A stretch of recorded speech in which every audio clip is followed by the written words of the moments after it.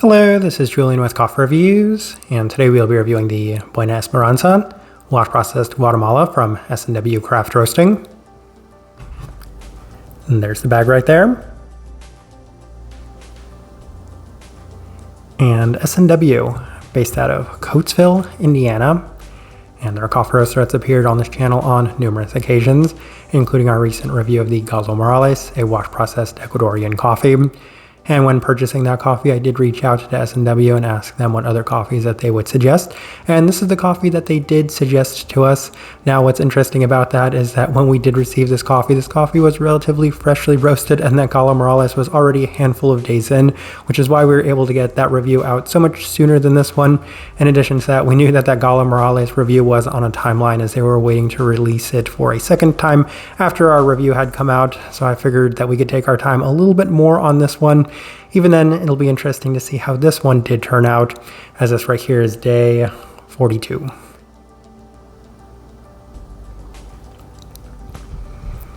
And recipe we went with for this coffee was a notably more toned down recipe on a 15:1 water to coffee ratio, brewed at 93 degrees Celsius, about 199 degrees Fahrenheit.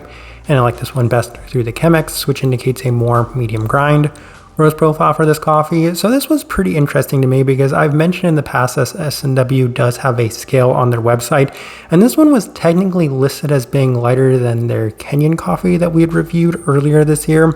That being said, this one certainly didn't act that way, as this one felt a fair bit more developed than that coffee, and it felt like the most developed coffee that we've had from S&W up to this point. And I feel like a lot of people would define this one as being on either the slightly lighter side of a medium or on the more developed side of that light medium by most standards and metrics. With all that out of the way, let's go ahead and start discussing this coffee. Day 14, first impression, and we did opt for the V60, and the coffee was offering a classic Central American profile with a fair bit of some chocolate and nutty attributes, while a subtle berry was also present to go along with an herbality to it. In addition to that, it was slightly robust at the start. I would say pretty straightforward, especially for a coffee that's profiled like this from Guatemala. So I just found it very interesting given how much robustness there was within this one. Day 17 through the Chemex, and it does continue to offer more of that traditional Central American feel with a much more robust base of chocolate, as well as an almost Brazilian-like aspect, to the extent where the fruit profiles were even presented that way, as oftentimes Brazilian coffees have that kind of weirdly clean feel to them where it has that just strong traditionality to it, but at the same time the fruit profiles come in a, I would say, slightly more toned down but even sense to go along with it. Day 20 through the April brewer, and this was a bit of a standout day for this coffee as it's notably sweeter than the first couple of impressions we had, especially in regards to stone fruit, which is felt in significantly more abundance, a little less Brazilian-like, and I would say a little bit more prominent with a cleaner wash processed coffee. The base does still offer plenty of the traditional Central American qualities, but it has better clarity and definition, so it was better all around. Day 23 through the V60 with some slightly lower extraction adjustments, and the coffee does continue to offer a surprisingly nice level of clarity and definition presented with the traditional aspects of it. Additionally, there's a bit more prominent of a stone fruit to this coffee as it seems to be improving incrementally day by day. So on day 26, we opted for the Chemex with the adjustments we had mentioned earlier in this video, and it was offering notably more robustness than some of the previous days, but it still has a very decent level of fruit sweetness, especially in regards to the stone fruit sense. There's an almost abundance of the traditionality within the darker chocolate and nutty components to it, so I was somewhat appreciating this coffee for what it was because, yeah, it wasn't necessarily what I might have been expecting going into it, but at the same time, I thought it was kind of interestingly presented given that it had the very prominent fruit qualities for a coffee that really seemed to hone in and focus on the more traditional aspects of it. Day 29 through the V60 with our standard recipe, and it feels like this coffee has probably peaked as it's been stagnant from this point, as there's a traditional and robust feel to it once again with a fair bit more development to it, and I was really experiencing a lot on this day as I feel like time really seems to accentuate a lot of those qualities, especially within this brew method. It would likely benefit from going back to the lower extraction adjustments once again, so I didn't necessarily like this day too much, and that's why on day 32 we opted to go back to the Chemex with those lower extraction adjustments, and the coffee was the best it had been to this point, continuing to offer some very nice clarity despite a more robust feel to it once again. There is an even slight kiwi-like feel to go with the stone fruit sweetness, so picking up a little bit more in that fruit sense as well. Day 35 through the Chemex with the lower extraction adjustments once again, and there's been consistency from this point as it does a very good job of keeping the much more robust qualities toned down, allowing for a better presentation of the fruit sweetness and intensity.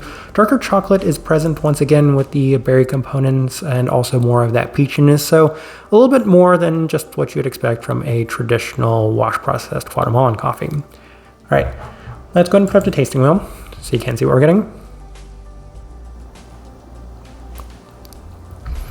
And we have a handful of level 4s. Man, as I'm looking at this tasting wheel, I remember how interesting this tasting wheel was.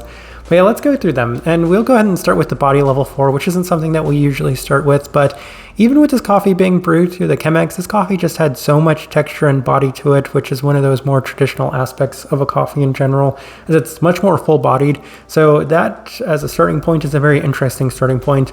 We move on to the cleanliness level 4, and that's a kind of tricky one to score because it does have the development to the point where it can hinder the overall cleanliness of a coffee.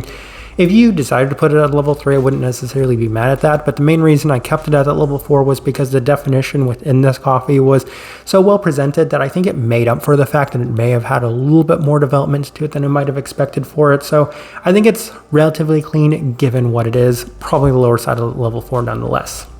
Finish, level 4, and the finish does seem to kind of trail off into that much more traditional feel, which I was fine with given that in the intermediary it has much more of a prominent root feel to it.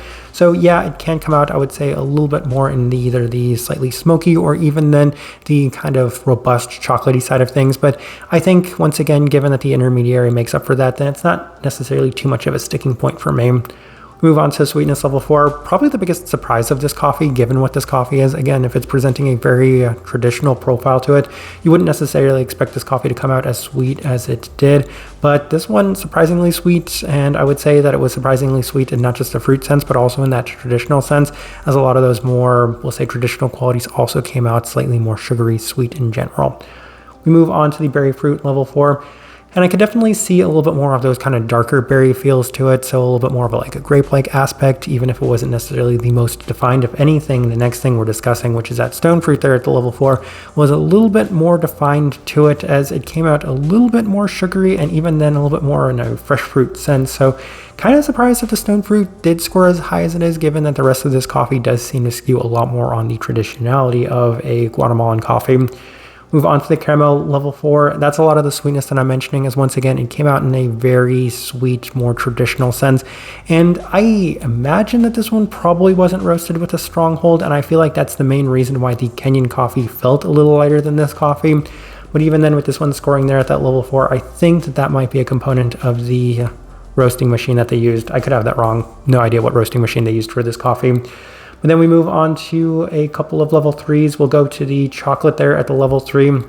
And as mentioned, it did have a little bit of that darker chocolate aspect, but given that the other things, the fruit qualities and the candied caramelized sweetness to this one was a little bit more pronounced, I was actually happy with that scoring there at that level 3 mark.